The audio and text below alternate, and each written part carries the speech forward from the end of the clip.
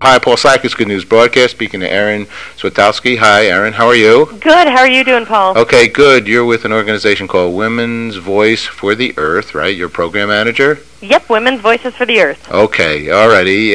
Well, tell us a little bit about that organization.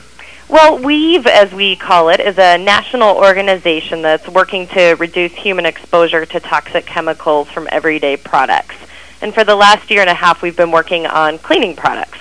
Okay, and you're working along with, I believe there's an organization called Earthjustice?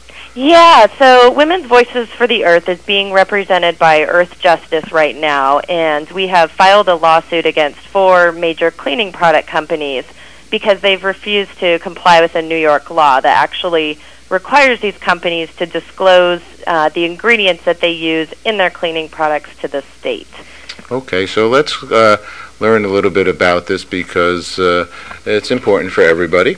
And so so products are made wherever they're made, right? And a lot of research and development goes into making them. And then they're somehow get on a shelf somewhere and somebody goes and buys it, okay? So the rules and the regulations of what gets written on those packages, I think, is it governmentally managed? Is that who says something has to happen in the borders of the United States of America? Yeah, essentially what we have is the Consumer Safety Products Commission overseeing the product labeling. And what's being put on the product labels is really a list of warnings about acute health hazards, so things like skin irritation and eye irritation. You know, if you pick up a cleaning product, you'll see a little warning label. But what you won't see is a list of the ingredients that are contained in that product because there is not a federal law that requires that. And up until this New York law was discovered, we didn't actually think there was a law at all. But it turns out there is a law on the books in New York, and it just has not been followed in the last 30 years that it's actually been in place. Now, is New York the only state that you did find a law that has already been written? It is the only state that we know of at this time. Okay, so the desire here is to get all the information about something out in front of the people that are going to buy it or potentially buy that product, right? Exactly. And so to go about to do that with these kinds of products, or any product whatsoever, because every product is something, made of something. You know, my marble table probably is made of something right in front of my nose. The wood over here was painted with something. Everything, and we're quite environmental. We do a show called The Water Hour, and a lot of environmental programs, okay? And so now everybody, which is good news, is getting more concerned about these kinds of things. So what are you hoping can happen here? Well, you know, the issue is, as you're mentioning, there's over 85,000 chemicals that are in the marketplace that are put in our products, sold to us, but they really have never been tested for their long-term impacts on human health. And so what we want to see is we want companies to disclose these ingredients, and we want to ensure that the chemicals that they're using in our products are safe. So ultimately what we're looking for here is really assurance to the public that these chemicals have been adequately evaluated for their safety before they're put into the products that we use and use around our families, use around our children as we're cleaning the floors, that kind of thing. It's interesting, though, some even on the other side of the coin, natural products, right? Call them organic or whatever word you want to associate with them, they have hazardous effects on many people as well. Absolutely, and you know, this isn't an issue between a green product and a non-green product because there really isn't a standard for what is a green product either or a natural product. That's more of a marketing term than anything else. So those companies are not required to put not putting their ingredients on the labels either, just like any of the other companies, and they should be doing this in New York as well. Because I know, like, if I go near lilies, natural lilies, not sprayed, not anything, you know, I have a little, what they call, allergic reaction to it. Yep, and allergens is a big thing where, you know, there's all kinds of fragrance ingredients that are put into products, and a lot of people have sensitivity to those. And in fact, in the European Union, they have a detergent directive, which requires companies to list the ingredients on a website, and then also to put a list of allergens. They have a list of 26 different allergens that they've identified. And if companies' products have those ingredients, they have to list that on the label so consumers are aware of that before they buy it. Talk without, I guess, naming companies or whatever, because it's probably similar in many respects.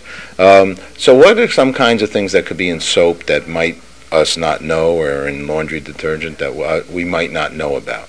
Well, there's one chemical that's called 2-butoxyethanol, and this is a solvent, and it's found in glass cleaners, carpet cleaners, floor cleaners, oven cleaners, a whole host of cleaning products. And this chemical has been linked to some long-term reproductive health impacts, things like reduced fertility and lower birth weight. So these are some serious long-term health impacts. Another chemical is monoethanolamine. This chemical has been shown to induce asthma in occupational settings, which makes you think it could be linked to some asthma triggers in the home as well. Okay. How about, since we're so water-minded here and we do this show, as I mentioned, the Water Hour, how about the concerns in regard to, I guess, these are synthetic chemicals, right? They're created, they're built up. What are some that possibly could hurt our fragile water supply? There is a chemical called alkyl phenol ethoxylates, or APEs, and this chemical is found in a lot of laundry detergents particularly.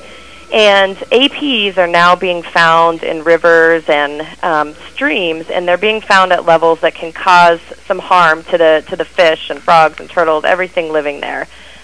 Exposure to APEs, even at very low levels, has been shown to reduce the number of fertilized trout eggs and has caused reduced embryo survival in some other fish. So this really raises questions about the long-term health of our ecosystem and what those impacts might be on humans as well.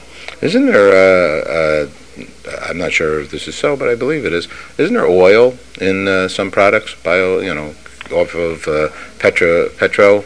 Yep, that's true. A lot of products contain petroleum-based chemicals as well. Petroleum-based. So when they make the chemical, they're using some form of petroleum, which is oil, right? Yep. Within the body of the chemical that they're making. So like 1 part petroleum, 100 parts, 99 parts something else? Yeah, I don't know what the numbers are, but it's something like that.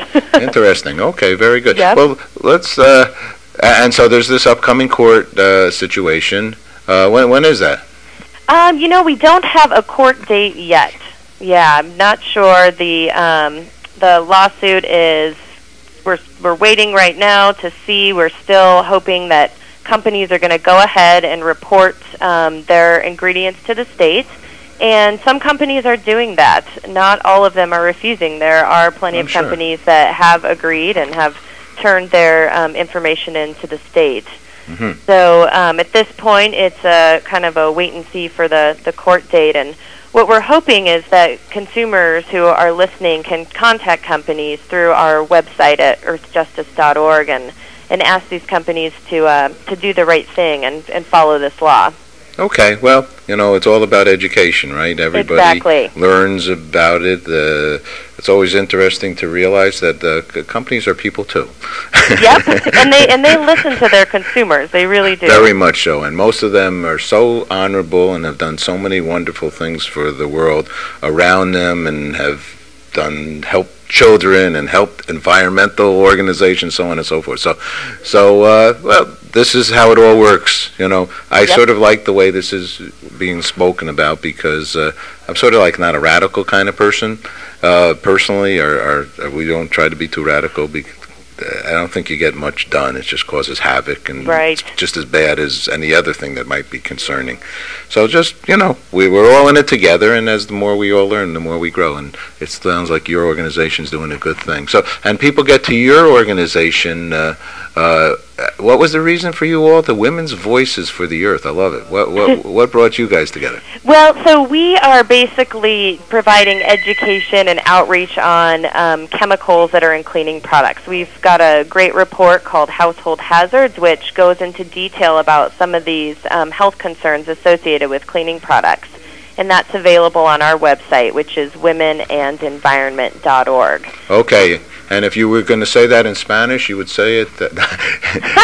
You know, we have some information in Spanish on our website as well. I see that. Okay, great. But it would be Voces de las Mujeres del Mundo. All right, now I can see why you deserve that bachelor's degree in Spanish. No. All right, last question. What's good news for you? What's good news for me? Yep. Let's see. What's good news for me? That's a good question. Any aspect of your life. Well, good news is that I live in Montana and I still get to ski. Sounds good to me. Erin, thanks so much for sharing. Thank you, Paul. I Take appreciate care. it. All righty. Bye-bye. Bye-bye.